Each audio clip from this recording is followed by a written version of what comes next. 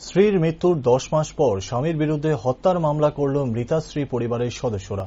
স্ত্রীকে হত্যা করার অভিযোগ স্বামীর বিরুদ্ধে। ঘটনা তেলিয়ামুড়া মহকুমার মুঙ্গিয়াকামী থানাধীন মুঙ্গিয়াকামী বাজার সংলগ্ন লক্ষ্মীচরণ পাড়ায়।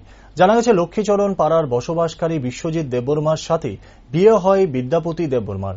অভিযোগ, বিদ্যাপতি দেববর্মার স্বামী বিশ্বজিৎ দেববর্মার মুঙ্গিয়াকামী থানাধীন এলাকার এক পরস্ত্রীর সাথে অবৈধ সম্পর্কে জড়িয়ে পড়েছিল। তারপর থেকে বিশ্বজিৎ দেববর্মার স্ত্রী বিদ্যাপতি দেববর্মার উপর শারীরিক এবং মানসিক নির্যাতন শুরু করে। গত বছরের 9ই আগস্ট রাতে বিদ্যাপতি দেববর্মা স্বামী বিশ্বজিৎ দেববর্মা নিজ স্ত্রীকে হত্যা করার অভিযোগ করে। সে সময় মৃতা বিদ্যাপতি দেববর্মার গলার মধ্যে দাগ ও লক্ষ্য করতে পেরেছিল তার পরিবারের আত্মীয় পরিজনরা। 20 तारिखो जुन मासनि 20 तारिखो मोनसे कमप्लेन मानखा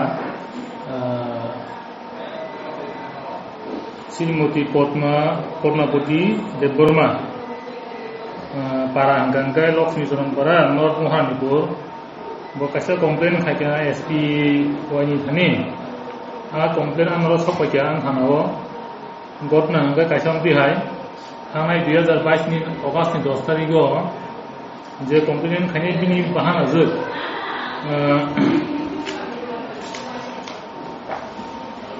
विद्यापति देबबर्मा बनो बरगा दिनो फुंगो फुंनि माने 5टा समायाव बरग कुथिमानखा मिनि बिसनाव कलायजा गागाय कुथिमान माने परे बसाइसो बंगा तिसोजन जतन मि लाइना पारन बरग मि लाई आबन बरग अलरेडी दाह खलायबायखा सावैबायखा कुथै